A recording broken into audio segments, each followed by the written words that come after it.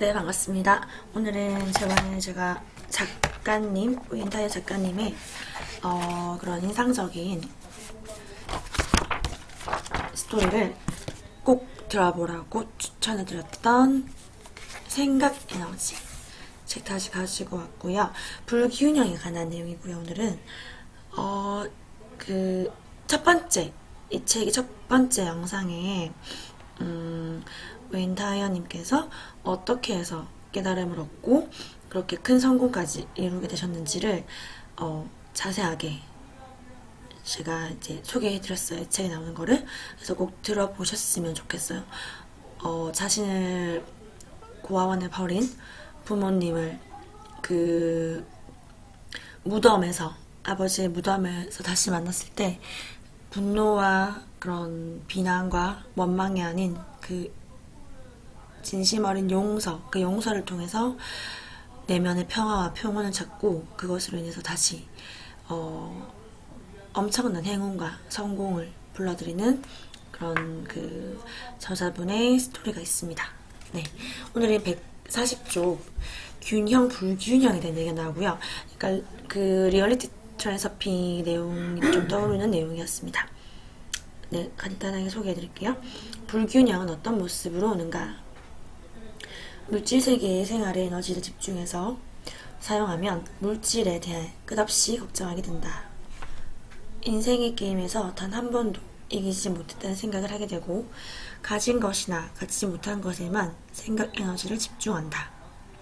어떤 차를 갖고 있는지, 옷의 유행에 따라 얼마나 잘했는지, 물질적인 문제를 기준으로 자신의 가치를 따진다. 남이 더 많은 물질을 갖고 있으면 열등감도 느낀다.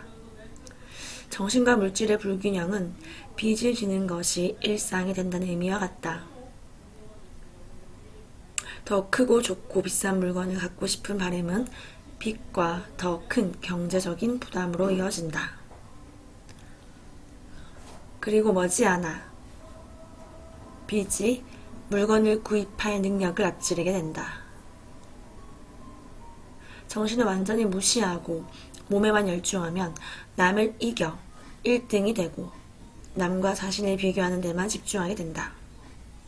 생활의 물질적인 면에 몰두하면 인생을 피상적으로만 바라보게 된다. 결국 외적인 것이 본질보다 더 중요해 보인다. 보는 것이 느껴지는 것보다 더 중요해지는 것이다.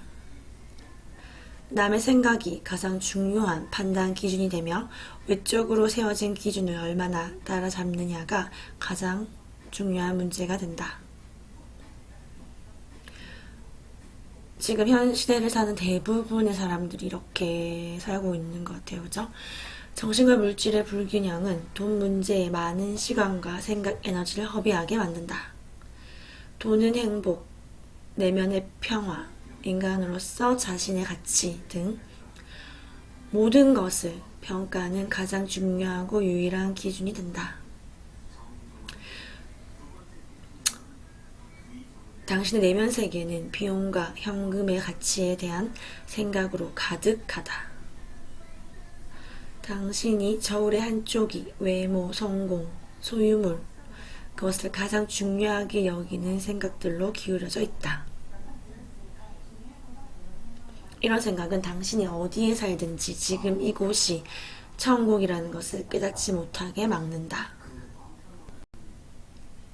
즉, 현존할 수 없게 만든다는 뜻인 것 같습니다. 이 때문에 당신은 지상의 천국을 보지 못하고 균형을 잃은 시각으로 살아갈 뿐이다. 지금 이 순간에 머무르는 현존의 진정한 내면의 평화와 행복을 맛보지 못한 채 언젠가는 행복하겠지, 미래에 대한 기대 또는 그저 낙담으로 살아갈 뿐이라고 하네요. 저울이 물질적인 쪽으로 심하게 기울어 생활의 균형을 잃으면 많은 대가를 치러야 한다. 가장 심각한 결과는 자신을 잘못된 태도로 바라보는 것이다.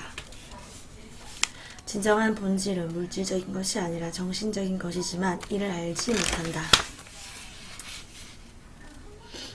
당신의 무한한 자아는 태어나거나 죽지 않는다.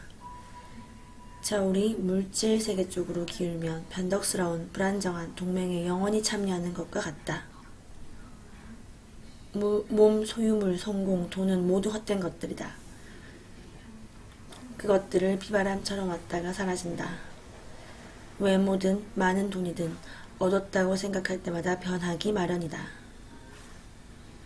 이 세계에서 당신은 경쟁, 불확실성, 불안으로 항상 되돌아간다.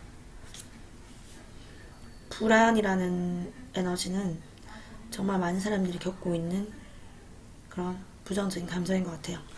저울이 물질 쪽으로 지나치게 기울어 있을 때 당신은 스트레스와 걱정에 휩싸인다.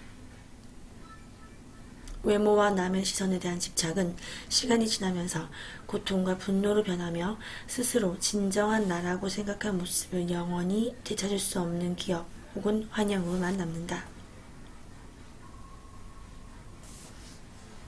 소유물도 마찬가지이다. 그것은 닳거나 낡거나 가치를 잃거나 사라진다. 이런 불균형 때문에 공허감, 허무감, 배신감이 밀려든다. 결국은 그런 어떤 물질적인 것이나 성공이나 명성, 외모는 결국 의미를 잃게 된다는 거죠. 결국 당신은 실망하고 후회하고 세상에 대해서 적대감을 느끼게 된다. 하지만 그런 결과는 세상 탓이 아니다. 스트레스로 이어지는 모든 불안은 물질과 정신의 저울을 잘 조화시키면 얼마든지 피할 수 있다. 그것을 잘 조화시키지 않고 균형을 맞추지 못한 나의 잘못이라는 거죠. 따라서 당신이 해야 할 일은 자아의 두 면을 잘 조화시키거나 분리시키는 것뿐이다. 땅은, 지상은 천국으로 가득하다는 말은 다른 곳, 먼 미래 혹은 육신이 죽고 난 뒤가 아니라 바로 지금 여기 이곳에 적용할 수 있는 것이다. 천국은 바로 지금 여기에 균형점을 찾는 순간이다.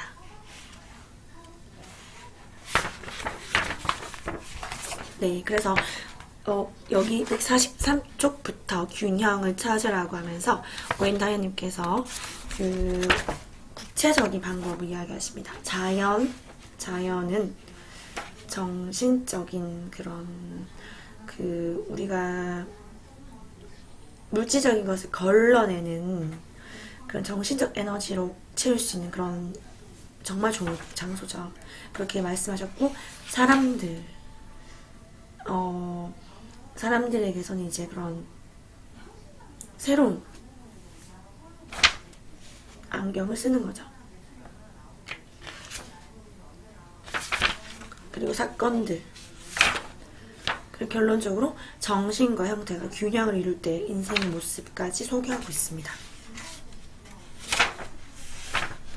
네, 그래서 오늘 내용 여기까지만 해도 충분히 가치 있고 정말 그런 큰 깨달음이 있는 내용 같아요. 그래서 저울의 균형을 찾으라는 그 구체적인 내용을 자연, 사람들, 사건들에 대해서 다시 다른 영상에서 찾아오도록 하겠습니다. 네. 마무리하는 의미에서 결론 말씀드리면, 우리가 천국이 따로 있는 것이 아니라 바로 지금 이 순간, 여기라고 하죠. 그러니까 지금 매 순간에 깨어있는 그런 현존의 삶을 사는 것이 진정한 천국을 알게 되는 것인데, 그것을 할 수 없게 만드는 것이 바로 불균형, 물질 세계의 생활에 물질에 대한 집착, 에너지 집중, 외모에 대한 집착, 집중, 그런 가치관의 잘못된 균형이 깨짐으로 인해서 평생을 우리는 행복은 먼 미래에, 죽고 난 뒤에, 천국은 죽고 난 후에, 행복은 먼 미래에 그렇게 그저 잘못된 생각, 우리 테두리 안에서 그렇게 평생을 사는 사람들이 많다는 거죠. 그래서 여러분이 큰 부나 성공을 이루고 나면 우리가 왜 허무하다든지 공허하다든지 그런 느낌, 어떤 내가 정말 원했던 것을 이뤘는데 그런 기쁨이나 행복이 계속 지속되지 않는다는 느낌 느껴보신 적 있으신지 모르겠어요. 그런 어떤 그 예전에 제가 혜민 스님 책 영상에서도 말씀드렸는데 혜민 스님께서도 이렇게 말씀하셨어요. 어떤 내가 원했던 차, 집, 물건, 정말 원했던 것을 원했을 때 내가 행복을 느끼는 것은 그게 결코 지속적이지 않잖아요. 그때 그 어떤 단기간이잖아요.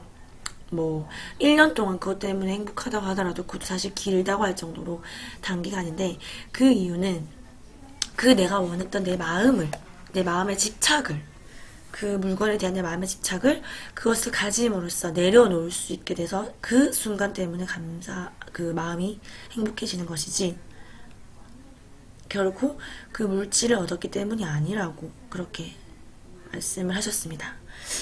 네, 그래서 그렇게 혜민스님께서 그렇게 표현하셔서 그런 큰 깨달음을 주셔서 저도 정말 많이 와닿고 많이 배웠던 것 같아요. 네, 그래서 오늘은 여기까지 하도록 하겠습니다. 네, 필요하다고 생각되시는 분들께 많이 공유해 주세요. 감사합니다.